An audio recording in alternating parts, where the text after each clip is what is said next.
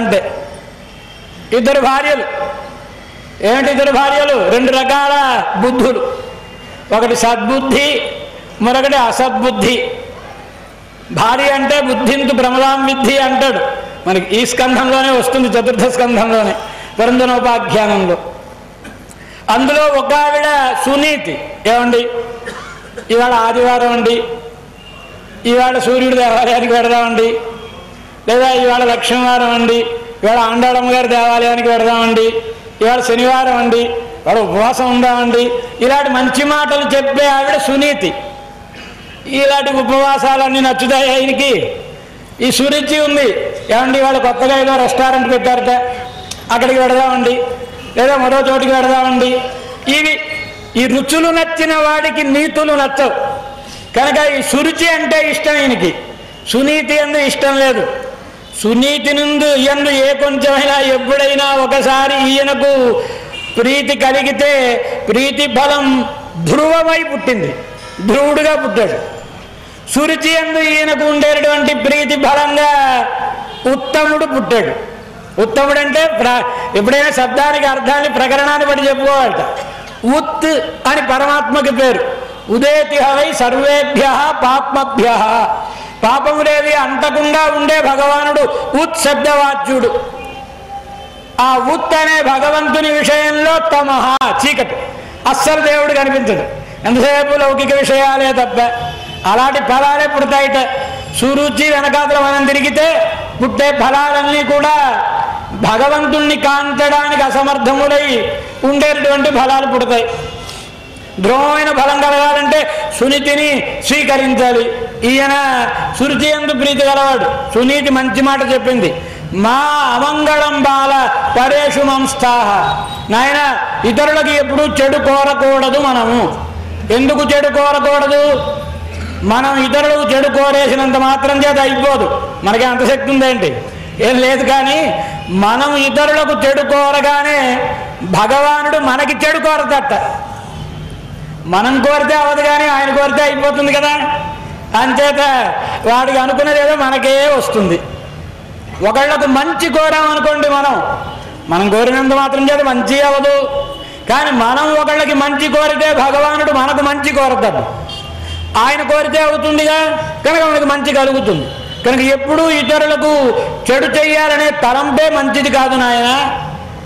మీ నాన్నగారు ఎప్పుడైనా ఎక్కడికైనా వెళ్ళినప్పుడు, పార్టీలకి ఫంక్షన్స్కి వెళ్ళినప్పుడు సురుచిని తీసుకెడతాడు తప్ప అసలు సునీతి అనే భార్య ఉంది అని చెప్పుకోవడానికి కూడా సిగ్గుపడతాడు ఆయన. ఇంక నా మాట వింటాడురా, నిన్ను ఒళ్ళో కూర్చోబెట్టుకోమంటే. మీ సవతి తల్లి ఎలాంటిదైనా ఒక్క మంచి మాట చెప్పింది. నారాయణుణ్ణి ఆశ్రయించి నా కడుపున పుట్టు అంది కదా. నువ్వు ఉన్నతమైన స్థానంలో కూర్చోవాలంటే ఆశ్రయించాల్సింది నారాయణుణ్ణే. ఎంచేత హస్తగృహీత పద్మయ యో మృగ్యతే, మృగ్యమాణయ యో మృగ్యతే హస్తగృహీత పద్మయ. ఎంత అందమైన మాట చెప్పింది. లోకంలో వాళ్ళందరూ ఏ లక్ష్మీ కటాక్షం కోసమని అర్రులు చాచి లక్ష్మీదేవిని పొందడం కోసమని పరుగులు పెడుతూ ఉంటారో, ఆ లక్ష్మీదేవి ఏ పరమాత్మ దర్శనం కోసమని తాను వైకుంఠలోకంలో ఆయన్ని వెతుక్కుంటూ తిరుగుతూ ఉంటుందో అలాంటి నారాయణుణ్ణి ఆశ్రయించిన ఆయన. మంచిదే ఆ మాట. ఆరాధయ అధోక్షజ పాద పద్మం. శ్రీమన్నారాయణుని యొక్క పాదార విందాములను ఆశ్రయించు, ఆరాధించు తల్లి చెప్పింది.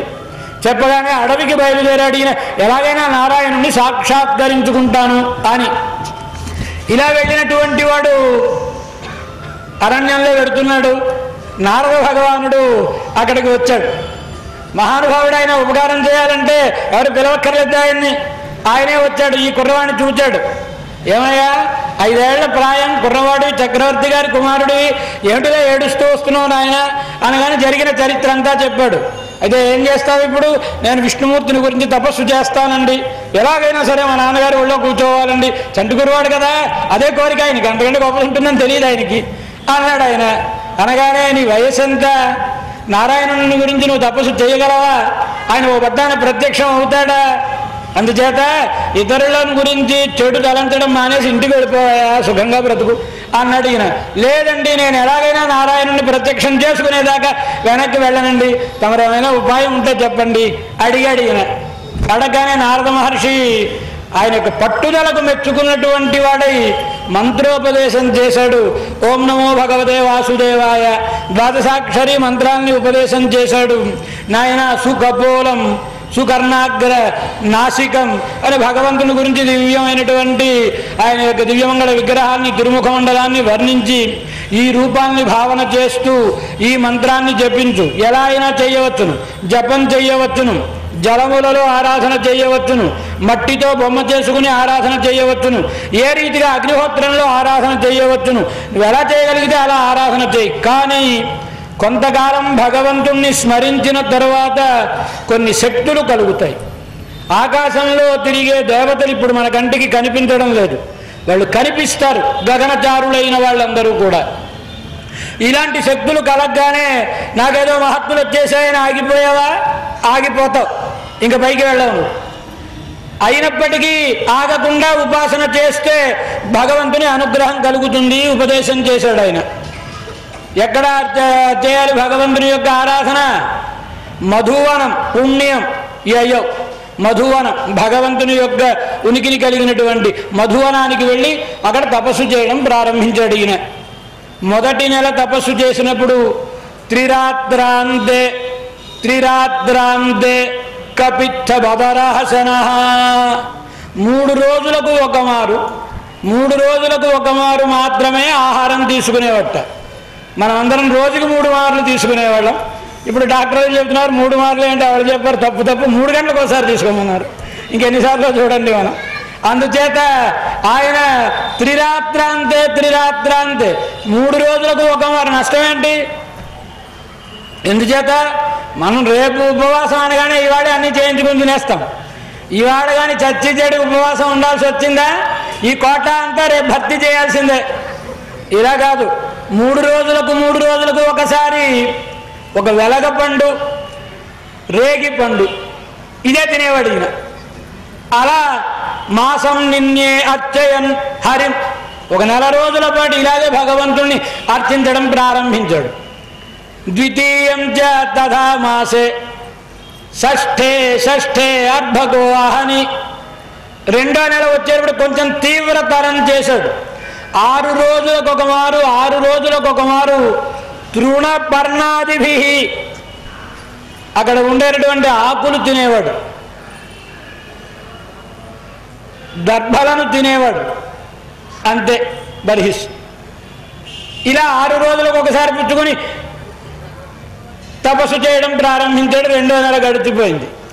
3వ రోజు వచ్చేటప్పటికి తృతీయం మాసమంచ నవమే అహని, అంటే 9 రోజులకు ఒక మారు అభక్ష, 9 రోజులకు ఒకసారి మంచినీళ్ళు తాగేవట్టు ఆయన. ఇలా తీవ్రతరం చేసి తపస్సు చేయడం ప్రారంభించాడు.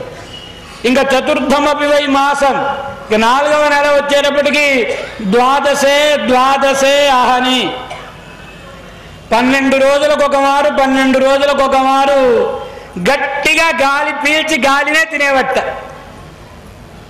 5వ మాసం వచ్చేటప్పటికి ఊపిరిని బిగించి జితశ్వాస, శ్వాసను, ఎందుకంటే మన వాళ్ళు ప్రాణాయామం చేయమని చెబుతారు.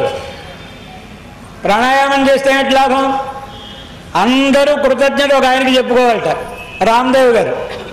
టీవీ ఛానల్స్ ఎంచేత ఇప్పుడు ప్రతి వాళ్ళు ఊపిరి పీల్చడం విడవడం వచ్చిన ప్రతి వాళ్ళు యోగా స్కూల్ పెట్టేస్తున్నారా?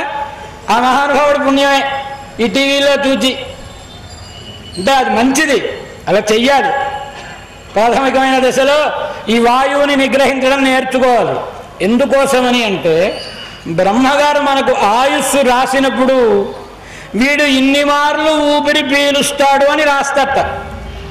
కనుక మనం ప్రాణాయామం చేసి వాయువుని బంధిస్తే ఆయుస్సు పెరుగుతుంది. ఈయన అలా జితశ్వాస వాయువుని జయించినటువంటి వాడు కనుక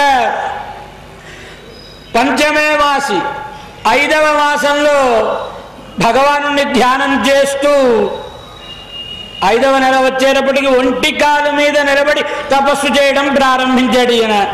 తస్థౌ స్థాణురివ అచల పాదేనైకేన, ఒక పాదంతో నిలబడి ఒక పాదాన్ని దానికి దాపు పెట్టుకొని తపస్సు చేయడం ప్రారంభించాడు ఈయన. ఎప్పుడైనా మళ్ళా ఈ పాదాన్ని క్రిందికి దించుకుని మరొక పాదాన్ని దీనికి జోడించేవాడు ఈయన. అలా పాదం మార్చుకున్నప్పుడల్లా సోంగుష్ఠాగ్రని పీడితామహి, ఆ భారాన్ని ఈ భూమి భరించలేక కంపించేదట ఆయన పాదాన్ని మార్చుకున్నప్పుడల్లా. అంత శక్తి కలిగింది ఈ తపస్సు వలన. తపస్సు వలన శక్తి కలగదు, ఈ తపస్సు ఎవరిని గురించి చేస్తున్నామో దాని వలన శక్తి కలుగుతుంది. అంచేత ధ్యానం ఎలాంటి వ్యక్తిని గురించి ధ్యానం చేస్తున్నాం అనే దాని మీద ఆధారపడి ఉంటుంది. తపస్సు చేసే విషయం ఏదో ఆ విషయం దాని మీద ఆధారపడి ఉంటుంది. భగవానుని గురించి తపస్సు చేస్తున్నాడు ఈయన. ఆయన యొక్క శిరప్రదేశం నుంచి అగ్నిహోత్రం వెలువడి ఉపరితన లోకములన్నిటినీ దహిస్తుంటే దేవతలందరూ పరిగెత్తుకుని వెళ్ళి భగవానుని ప్రార్థించారయ్యా, మీ భక్తుడు మాకు ఆ లోకాల్ని కాల్చేసేలా ఉన్నాడయ్యా, వెళ్ళి అనుగ్రహించవలసింది అని. భగవానుడు కూడా భృత్యదిదృక్షయా హరి అంటే 5 ఏళ్ల పిల్లవాడికి ఇంత భక్తి కలిగిందా? చాలా ఆశ్చర్యపోయేట్టు భగవానుడు. ఆయనకి చూడాలనిపించింది, కుర్రవాడు ఎంత పట్టుదల ఆయనకు, ఒకసారి చూస్తానండి అని. అయ్యో భగవంతుడు గరుడ వాహనారూఢుడై ఈయన దగ్గరకు వచ్చాడు. వచ్చిన తరువాత భగవానుణ్ణి చూచాడు. చూచి స్తోత్రం చేయాలి. ధ్యానం చేస్తున్నాడు ఈయన కన్నులు మూసుకుని. ఈ లోపలనే భగవంతుని దర్శనం నారద మహర్షి వర్ణించిన రూపం యొక్క దర్శనం అవుతోంది. ఆ దర్శనం కూడా ఎలా ఉంది? లోపల ఉండే దర్శనము ప్రత్యక్షంగా ఒక వ్యక్తిని ఎట్ట చూస్తుంటే ఎంత స్పష్టంగా కనిపిస్తుందో అంత స్పష్టంగా లోపల దర్శిస్తున్నాడు ఆయన. దర్శన సమానాకారం అంటారు దానిని. కానీ ఒక్కసారి ఈ లోపల రూపం అదృశ్యం అయిపోయింది ధ్రువునికి. ఇంతసేపు భగవానుడు నవ్వుతూ తన తిరుముఖ మండలాన్ని నాకు చూపిస్తున్నాడే, ఒక్కసారి అదృశ్యం అయిపోయాడు. కారణం ఏమిటని కంగారు పడి కళ్ళు తెరిస్తే ఎదురుగుండగా ఉన్నాడు ఆయన. నేనే ఎదురుగుండగా వచ్చాను కదా, ఇంకా లోపల ఎందుకు బయటే కనిపిస్తానయ్యా నీకు? కనిపించాడు భగవానుడు. చూచాడు భగవానుణ్ణి. చాలా ఆనందం అనిపించింది. ఆనందంలో భగవంతుడితో ఎన్నో మాటలు మాట్లాడాలని ఉంది. కానీ మాట్లాడాలంటే భాష ఉండాలి. ఈయన 5 ఏళ్ళకే వచ్చేసాడు కదా. ఇప్పుడు ఇప్పటి కాలంలాగా 2 ఏళ్ళకి స్కూళ్ళల్లో వేయడం, 3 ఏళ్ళకి స్కూళ్ళల్లో వేయడం ఉండేది కాదు కదా. పూర్వం 5 ఏళ్ళకి వేసేవారు. ఈయన చదువుకోకుండానే వచ్చేసాడు అరణ్యానికి తపస్సు చేయడం కోసమని. భగవంతుడిని ఎన్నో మాటలు మాట్లాడాలని ఉంది ఆయనతో. కానీ మాట్లాడటానికి ఈయనకేమీ భాష రాదు. తికమక పడుతున్నాడు పిల్లవాడు. ఈయన చూచట్టు భగవానుడు నవ్వి పస్పరిశ కంబుణ ఒక్కసారి తన యొక్క పాంచజన్యంతో అలా తాకించాడు ఆయన ఈయన కపోలాన్ని. ఎప్పుడైతే భగవంతుడు కపోలాన్ని తాకించాడో, పాంచజన్యం అంటే జ్ఞానానికి ప్రతీకం. భగవంతుడి చేతిలో ఏమున్నా లేకపోయినా ఇప్పుడు శంఖం చక్రం ఉంటాయి చూడండి. దేనికోసమని? చక్రం శక్తికి ప్రతీకం, శంఖం జ్ఞానానికి ప్రతీకం. ఎప్పుడైతే పాంచజన్యం స్పృశించిందో అమలినమైన జ్ఞానం లభించింది ఆయనకు.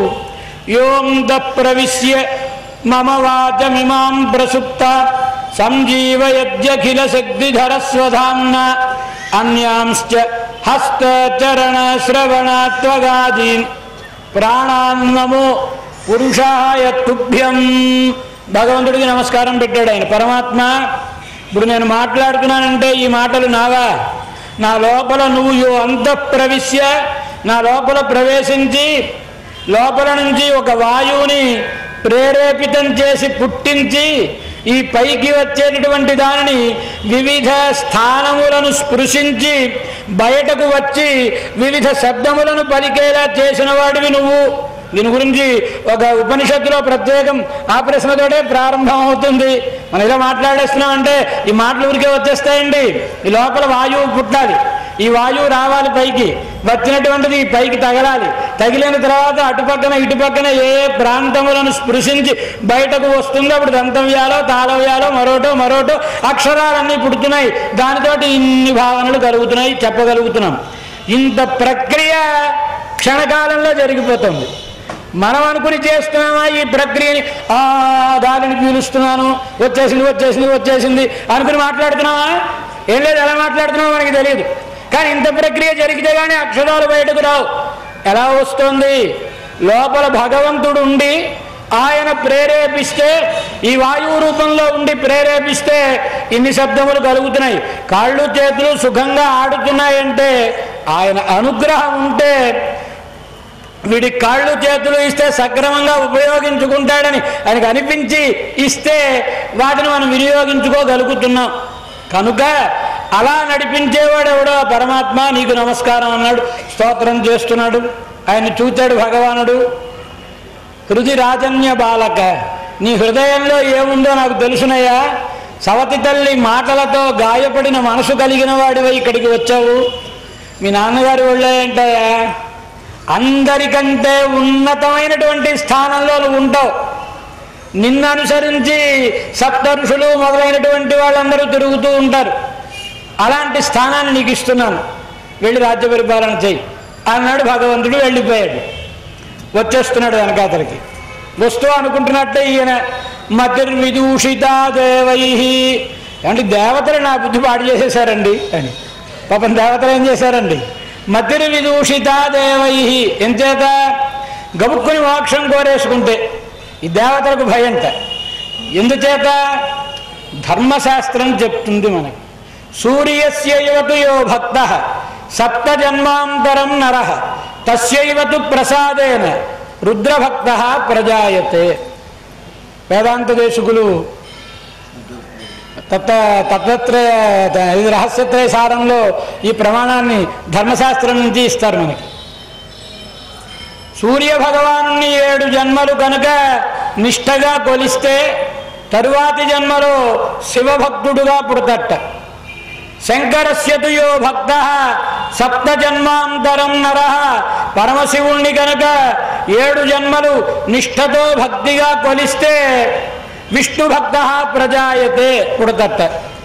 ఇప్పుడు విష్ణు భక్తుడైపోయిన తర్వాత ఈ ఇంద్రుడికి చంద్రుడికి నమస్కరిస్తాడా? నమస్కరించడు. కనుక మనకు వచ్చే ఈ బలులో మొక్కుబళ్ళు ఏవి రావండి, వీడు విష్ణు భక్తుడు అయిపోతే, అని వీడిని ఎలాగైనా విష్ణు భక్తుడు కానివ్వకూడదు అని ఈ దేవతలందరూ అడ్డుకోవడానికి ప్రయత్నం చేస్తూ ఉంటారట. ధ్రువుడు అనుకుంటున్నాడు, మతిర్విదూషిత దేవై, దేవతలు నేను ఎక్కడ మోక్షం కోరేసుకుంటాను అని నా బుద్ధి పాటు చేసేశారండి.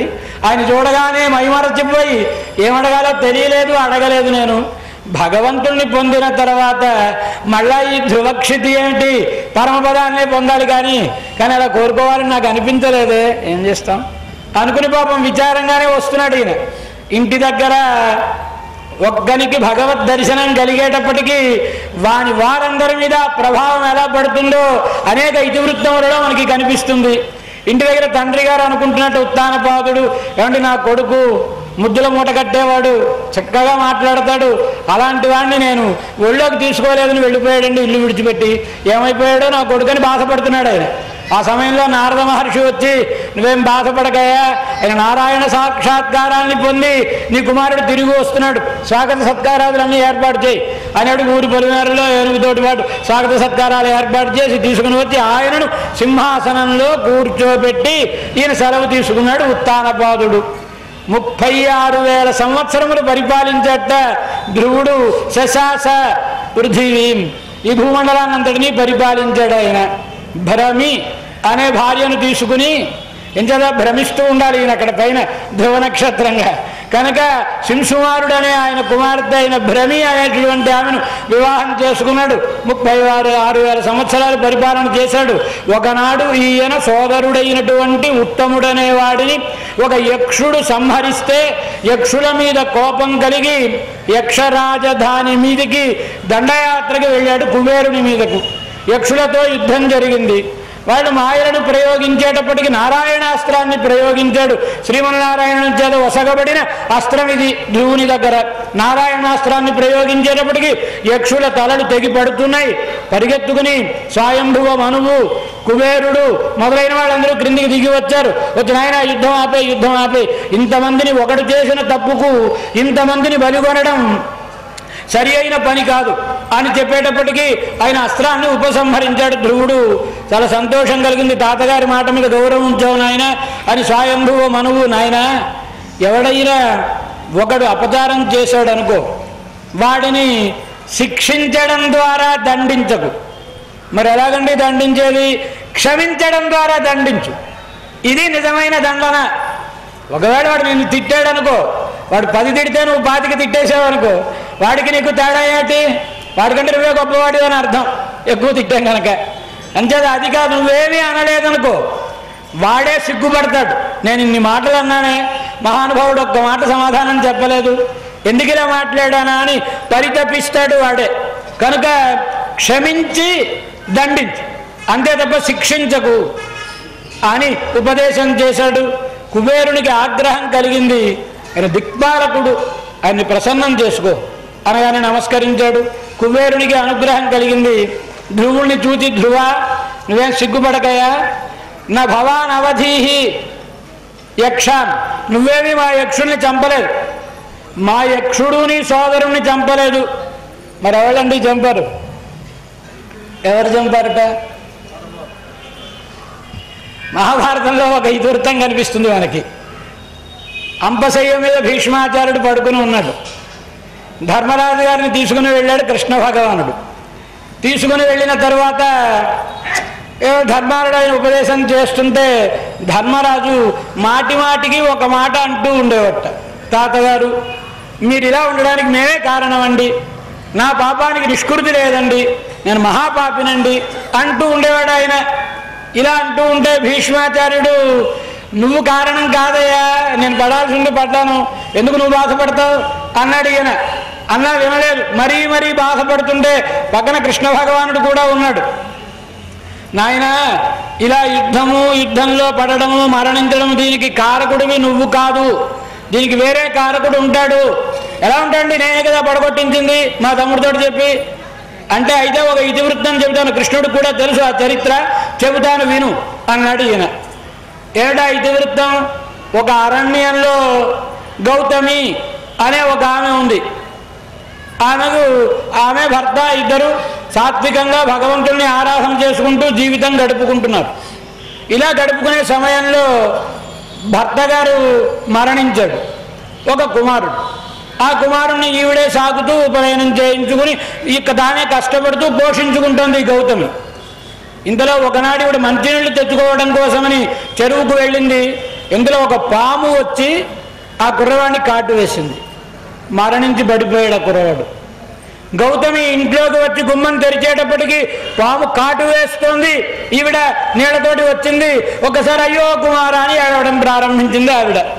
ఈ ఏడుపు వినగానే ఆ దారిన అర్జునుడు అనేటువంటి ఒక ఆటవికుడు వెళ్ళిపోతూ ఎందుకో ఏడుస్తుంది ఆవిడని గౌకుని వచ్చి చూస్తే కాటు వేసి పాము వెనక్కి తిరిగి వెళ్ళిపోతుంది. అయ్యో నా కొడుకుని పాము కాటేసింది అనేటప్పటికి కోపం వచ్చిన ఈ అర్జునుడు వెళ్ళి ఆ పామును పట్టుకున్నాడు. వాడికి అలవాటు, పట్టుకుని ఆ పామును పట్టుకుని వచ్చి ఈవిడ ముందు ఇలా ఒకసారి ఆడించి ఆవిడ ముందు పడేసి అమ్మా నీ కొడుకుని చంపింది, చంపేస్తాను ఈ పామును నేను అన్నాడు ఈ అర్జునుడు.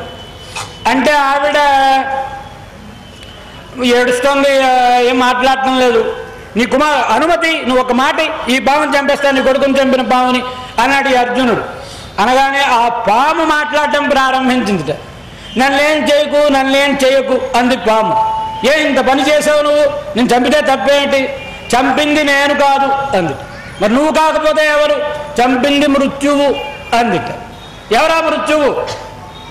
మృత్యు వచ్చాడు అక్కడికి. ఎవయా నువ్వేనా ఈ కురవాడు చావడానికి కారణం, నిన్ను దండిస్తాను నేను అన్నాడు. కత్తిపుచ్చుని అడిగేం తెలియవు కదా ఆటవికుడు. ఆయనడికి మృత్యువు గడగడ వణికిపోతూ నేను కాదండి, నేనేం చేయనండి, ఆర్డరు యముడిది అన్నాడు ఆయన. అనగానే యమధర్మరాజు గారు వచ్చేట. వచ్చినటువంటి వాడు యమధర్మరాజు గారు, అవునయ్యా నేనేనయ్యా, ఎందుకు చంపావయ్యా నువ్వు, ఎందుకు చంపావంటే నాకేం వాడంటే ద్వేషం లేదయ్యా, మరి ఎందుకు చంపావు నువ్వు? విధి ఈ పామనే దాన్ని పుట్టించి వాడిని కాటు వేసేలా విధి రాసిన రాతను అమలు చేసేవాళ్లే తప్ప అంతకంటే నేనేం చేయలేనయ్యా అన్నాడు ఈయన. ఆ విధి కనిపించేవాడివి నువ్వు, నాది కాదండి తప్పు అంటున్నావు. ఏదో కనిపించినటువంటి విధికి తప్పుట, బలవాడే నేరం ఇంకోటి మీదకి తోసేస్తున్నావు నువ్వు అని కళ్ళార చేశాడు ఈయన. ఈ యముడితోటి పెద్దవాడు మాట్లాడుతున్నాడు కదా, అంటే ఏం చేశాడు, ఈ కత్తిని మళ్ళీ వరలో పెట్టుకున్నాడు.